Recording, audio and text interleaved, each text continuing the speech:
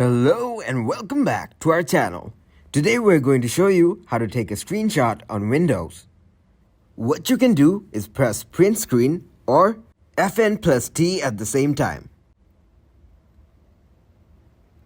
After that, search and open Paint on your computer. From here, go to Paste on the top left and then select Paste. Then you will get to see the screenshot of the screen where you press print screen or FN+T. There's one more way you can do it. First, go to Search on your computer and then search Snipping Tool.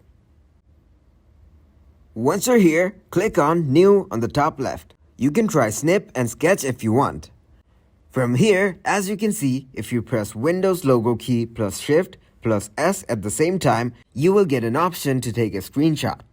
Or you can just click on New on the top left.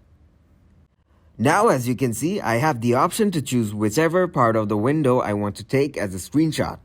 After that, as you can see, your screenshot will be created. And that's it.